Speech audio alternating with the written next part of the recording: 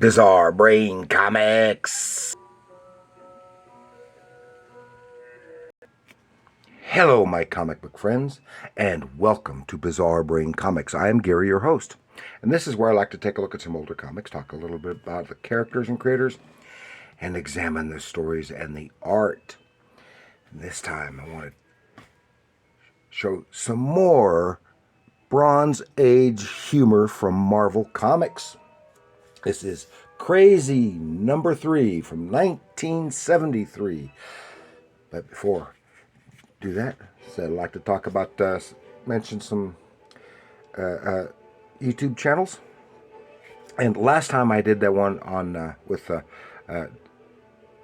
Toronto Man by Don Simpson, and I forgot to mention, I intended to, mention that he has a YouTube channel as well.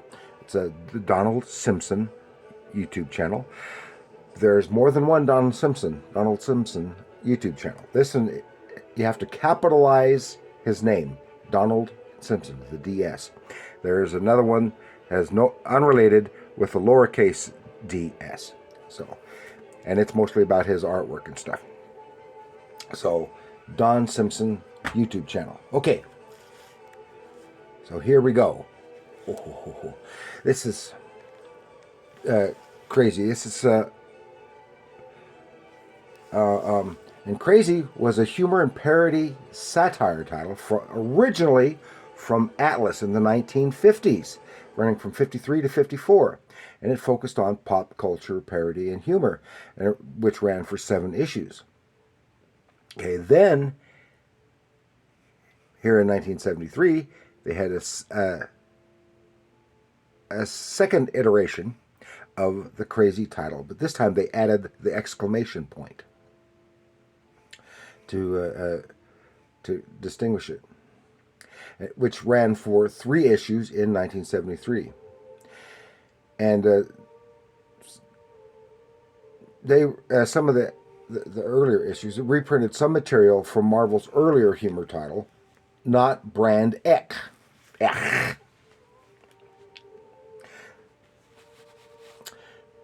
which is a play on words for Not Brand X. And then Marvel repurposed the name Crazy later in that year, 1973, for a Mad Magazine-style black and white humor magazine edited by Marv Wolfman. And that magazine ran from 73 to 83. And I remember that. I wish I had some. I don't have any of those. But I remembered it, and I liked that. In fact, I think at the time I liked Crazy and Cracked and Sick probably as much or more than Mad Magazine. And I just got all of those just sporadically. Because when you don't have very much money, you'd rather, spend your dollar on getting 4 or 5 comic books than one big magazine.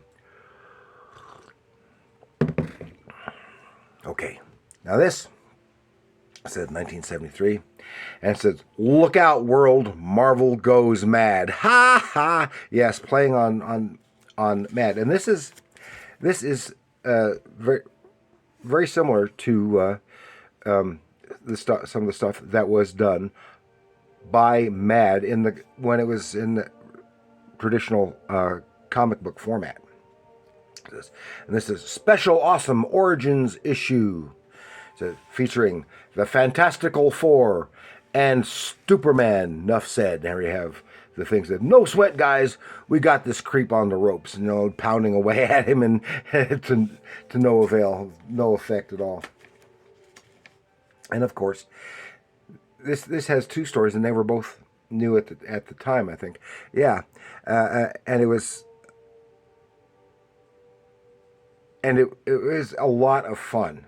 And this is one of my favorite issues of any of the Marvel humor titles, humor and parody titles. Okay, so let's take a little. Well, first of all, it has a Fantastic Four parody done by Lee and Kirby with Marie Severin and Tom Sutton. Now, I imagine, and it is just a straight up parody of the very first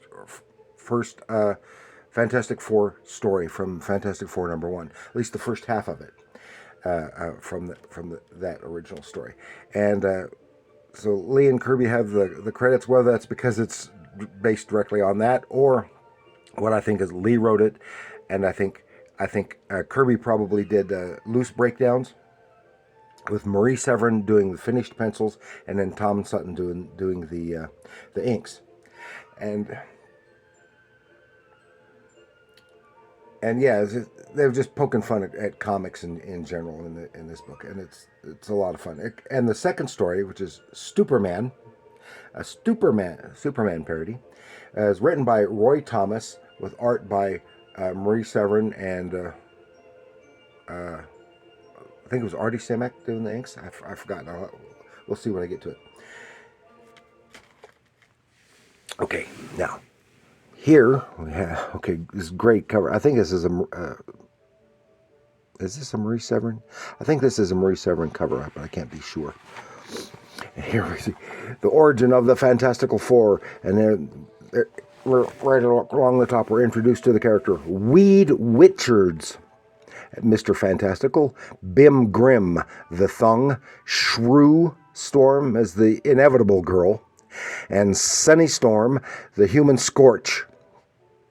That's a lot of fun. And there are caricatures of political and cultural personalities from the time peppered throughout here, but they keep making reference to other Marvel stuff all throughout as well. Like here we have the Thing. This is when all this gas and smoke and stuff, poisonous gas coming from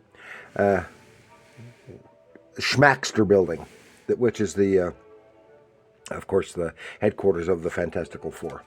And see this figure here too is a caricature of someone, but I can't tell. They have him color dark skin, so he's supposed to be black. If it is indeed supposed to be a black character, black figure, I can't recognize him without the black coloring. He looks like a country singer, Tennessee Ernie Ford. And then here we have, for this cop, is Sean Connery. So they did a good job there. And here we have Mr. Fantastical, who's griping. He's calling for the rest of the team. Then we see, just like they did in the original story, everyone doing their thing, coming back, being called back to headquarters. Here's Shrew, Storm, and shopping, and here we have, I don't know if you can recognize, here we have Ronald Reagan, who was the governor of California at the time, and Richard Nixon, of course, the president at the time. And she gets word and she takes off. And this is another. Here's Frank Sinatra, and here's another one. I know him, but I can't think of who it is. He says a lot of them. And then she gets invisible in the car and takes off and runs over the cop who looks like Dick Tracy. Then we see a figure we can't make out because he's got the hat and the coat, and he's in a costume shop looking for a magazine. And there's looking for a mask, and there's an Elvis mask on the wall, and a Creature from the Black Lagoon mask, and others. And the guy himself looks actually, like an old Undertaker, but actually I think it looks like the Crypt Keeper from EC. Now remember, this is primarily done by Marie Severin, who was an alum of EC Comics and did a lot of coloring work on those EC horror titles. You get this Captain America mask. Then you get Sparrow Agnew mask, who was, of course, the vice president at that time. Then, eek, he hates this mask. It's of the thing, and he takes it off, and because that's his own face. Then he gets the word, and he crunches through the floor, picks up the whole building, takes it with him. Now, here's another one. This is Lady Bird Johnson, the former First Lady. Okay, and then we see Sunny Storm working on a hot rod, of course, and they make it look like a hot dog. And he gets the word, and he flames on, or in this case, burn on, and then ouch, ouch, ouch, it's hot. Ooh, oh boy, he's hot and takes off. And then here we have a parody, Jerry Lewis. From one of his movies, I can't think of the name of it at the time. Absent-minded Professor. No, I've forgotten the name. Anyway, and Sunny Storm is flying around. He's being attacked by airplanes. The Red Skull hits him with water, but Weed Richards catches him in a net. Now they're all at the headquarters. Now we go back to tell the origin, and it's a parody of their origin story.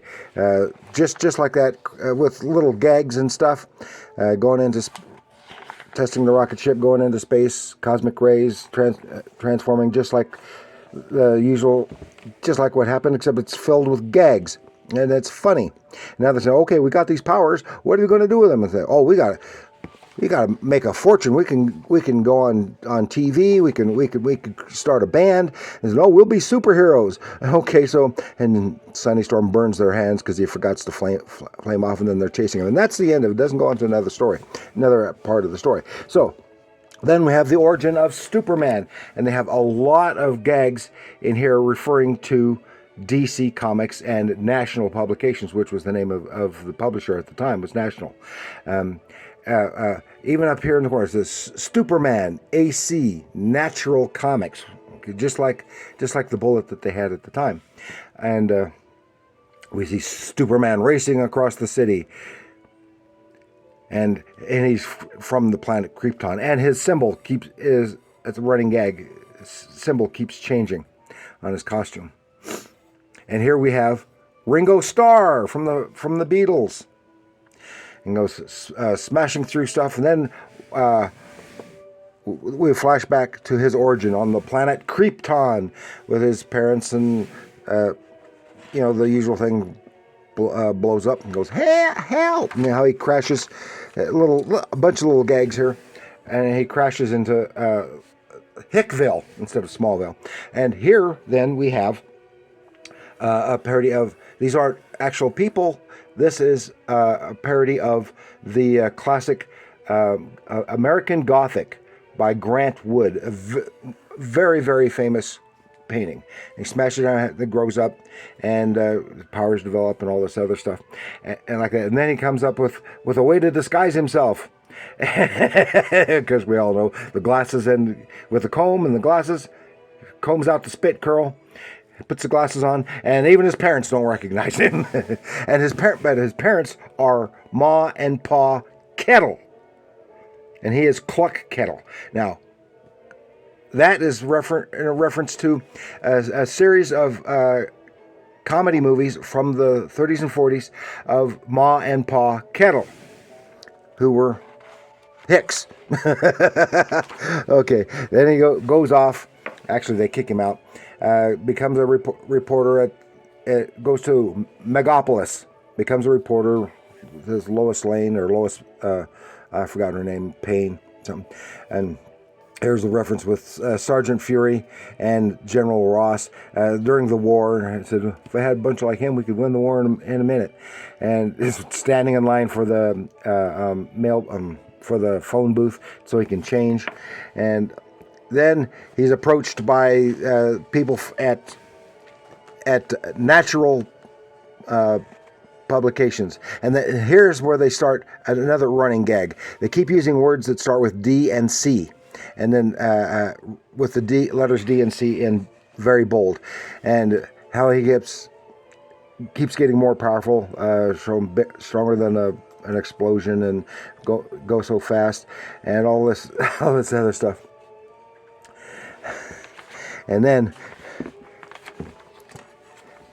he doesn't know what to do because he's so powerful, no one is able to go up against him really. And here he's leaning on a Plastic Man disguised as something that introduce Kryptonite and go, yow, that hurts.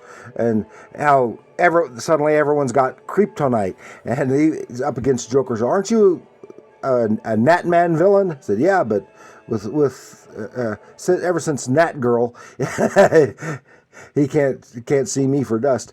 And he's got Kryptonite on his funny bone, and everyone's using Kryptonite. Now, at the time, I always wondered about this, because here is Captain Marvel, and he's using Kryptonite mouthwash on him. But I didn't know who, at that time, I did not know who Captain Marvel was, and I always wondered what this was referring to. And of course, this is in reference to the big hullabaloo between Superman and Captain Marvel in the publishing world. And he's then they got their next thing, and he hates all this stuff, and all this stuff keeps changing. I wanted to point out I mentioned his symbol keeps changing, and one of the neat things here is it's hard to make out even with my eye, but in his symbol are a bunch of Hebrew letters. So he's like the Golem, which is a partial inspiration for him. Then they start introducing other things. Got the YMCA and the Super Dog, and then the Super Girl, and all the other Super Pets, and all this silly. Then they got all kinds of super Rhino, Super Snake, all these other Super Pig, and all these other super people. But he just gets fed up. And this is a great sequence right here. He gets totally fed up. And now we're back to when he was flying across the city, and he's smashing into the building of Natural Publishing, and he gets all those people, all the other supers and everything, because he's supposed to be the only one left. Puts them on a rocket ship and blasts them off into space, and that's just me. And now he goes back to, what's this? What happened to Megapolis? Now it says New York. Who would name a city like that? So then we get all these Marvel characters. Says, who says this isn't the Marvel age of comics? And he's just bawling again. And it's so funny. And this is one of my favorites. And I think this parody of Superman stands up to and is as good as any out there, including the famous Mad Comics Superman parody from the 50s, drawn by Wally Wood. And this one is just a lot of fun. If you ever come across it, especially if it's cheap, I really think you need to get a hold of it if you can, because it really is a lot of fun, and I've taken a lot longer than I had intended, because there are just so many little things in the backgrounds, all the caricatures of people and stuff in there. It was just a lot of fun reading, and I bet it was a lot of fun to produce it as well. So that's all I've got for you this time. So please like, share, and subscribe. And do remember, comics are art. And don't forget, leave your comments down below. What do you think of crazy?